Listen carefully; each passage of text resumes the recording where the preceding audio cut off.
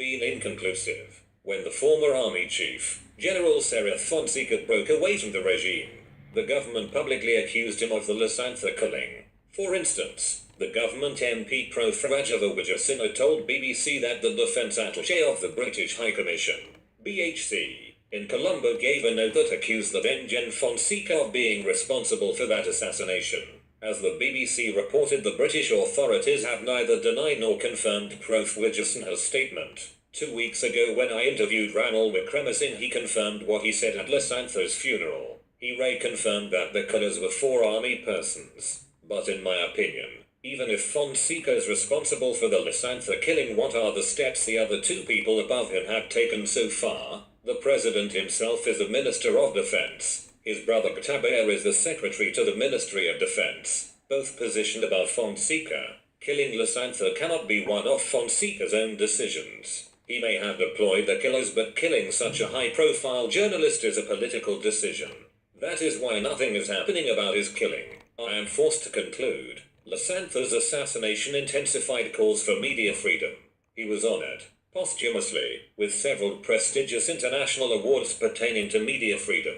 The newspaper of which he was founder editor, the Sunday Leader, is now owned by a close associate of Mahinda Rajapaksa. 4 years later, then, more questions have been raised which answers have been obtained. What was the politics of the decision to kill Lasantha? I ask this question as a friend of many years, and yet the questions that I am compelled to raise are startling.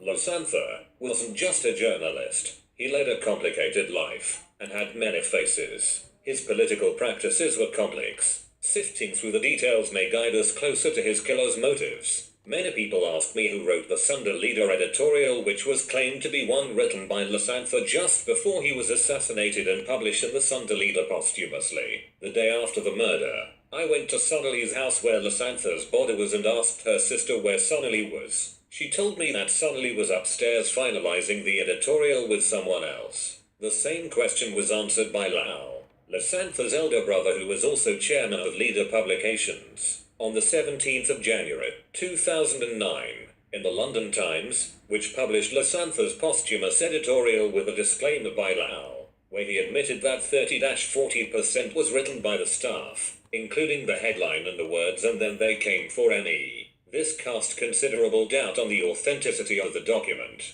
It was suggested that Lasantha's computer be checked to figure out when he wrote it, if he did, and what percentage of the document was his work. I don't know if anyone took the trouble to do this. If someone had done so, then that someone has not revealed the truth. Either way, all I know, and what anyone who worked at the Sunday Leader knows, is that Lasantha never wrote editorials. Some claim that the entire editorial was written by someone else. Multiple sources came up with the same name, but since I couldn't contact him, I will leave that issue aside for the moment. There is evidence that Lasantha was enticed into renewing his long-standing relationship with the president. First formed as he sought political gossip as a journalist years ago in several intimate meetings with Rajapaksa shortly before he was killed. In fact, after his death, the president claimed that Lasantha was one of his very good friends and that they met often, usually around midnight. Lasantha had even played a recorded conversation he had had with Dr. Kumarupasinghe. Few believed this claim, offering that the president was just trying to cover up the murder and absolve himself of involvement by portraying Lasantha as a friend. But in fact, Lasantha had played the record of the said conversation, and Rajapaksa had telephoned Kumar and criticized him for double-dealing. Around the same time, Victor Ivan, the editor of the Rabia, told me on the phone, "Your friend Lasantha is meeting Rajapaksa secretly, and not just meeting but passing recorded conversations to the president." He said, "Ask Lasantha, he is your friend." Angry Rupasinghe also rang me and confirmed the story. I rang Lasantha and asked him, and he, as was his usual manner, laughed and never said anything. What I found later was that Lasantha had met the president with his friends Pazan Madanayak and Eliantha White. I remember having a conversation with the leader of the opposition, Ranil Wickremesinghe, former Foreign Minister Mangala Samarora, and Lasantha in a niche of the 80 Club. This was on the 6th of September, 2008, at Dr. Pakia Sathisa 50th birthday celebration. I told them that the president had invited me to meet him. Lasantha opposed it and said, "Don't go." I said, "I'm not meeting a friend. It is the president of this country I'm going to meet as the convener of the free media movement, and also I'm not going alone. He continued to press me not to go, and yet, all the while he had been meeting Rajapaksa secretly. It turned out that Lasantha was showing another face to me. I asked the leader of the opposition, Ranil Wickremesinghe, whether he knew Lasantha was meeting Rajapaksa secretly. He told me Lasantha never told him about it, but when he found it out and asked Lasantha about those meetings, Lasantha had admitted meeting the president. Regardless of all this, I was convinced that Lasantha's assassination was purely related to his fearless journalism.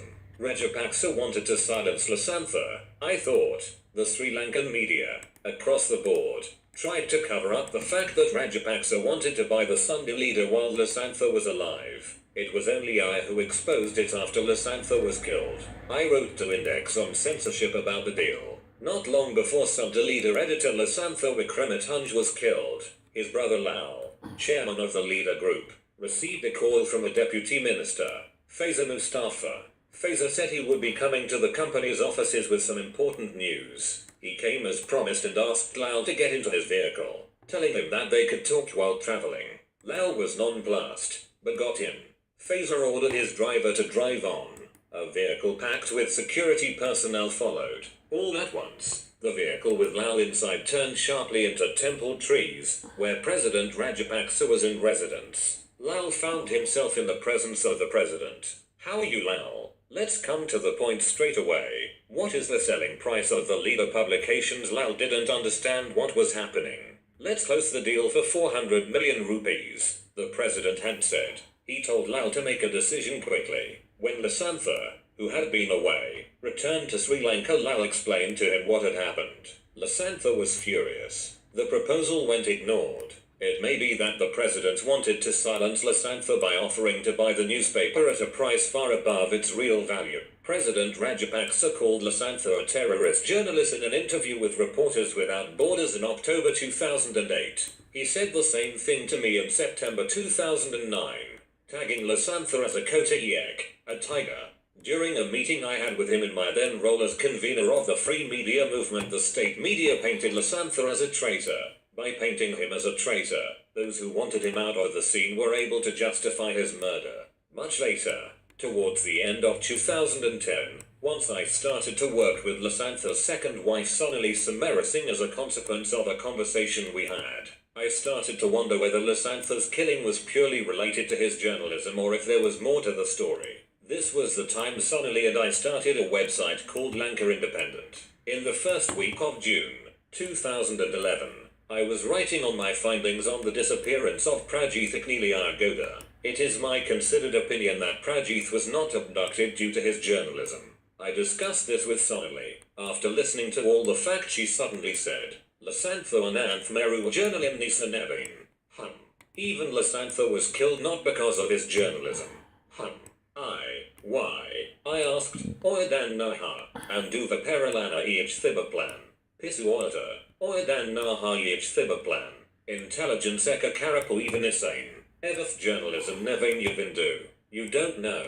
The plans he had to overthrow the government. You are mad. The reason is the intelligence, weed, espionage, work he was engaged in. That's also not journalism. Uvindu. Makakda. What? I asked. Lasantha Foreign Intelligence Ekakeka Weeda Kala. Mama Pasekayanam. Lasantha worked with a foreign intelligence service. I'll tell you later.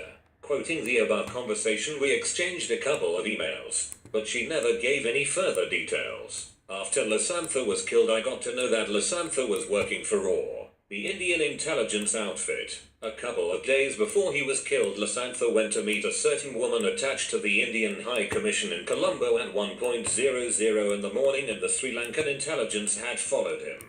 That theory suggested that his killing was related to espionage. I didn't believe it. Was this the intelligence service that Sonali was referring to? It is not clear. But I had no reasons to disbelieve Sonali. I knew she was sober and fully in control of her senses at the time.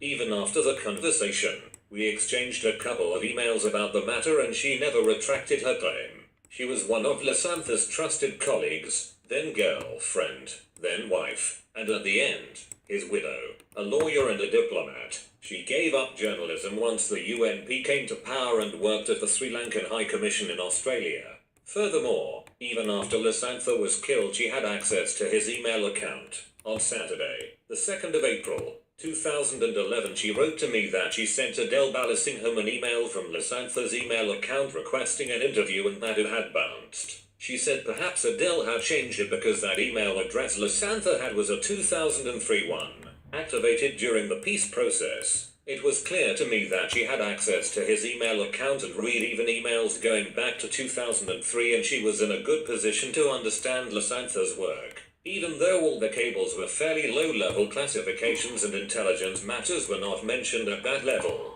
Over the year I read all leaked US State Department cables related to Sri Lanka in the WikiLeaks database, but I couldn't find anything related to Lasantha implying that he was a spy or working with a foreign intelligence service. There was only one remark of that nature, but that was about another journalist, Podula Jayantha. The U.S. Embassy Colombo had informed Washington that Podula was well known to the embassy, and he had been a key contact for past 3 years. Read the cable here. When I talked to his brother Lal about the conversation, he said he had no clue.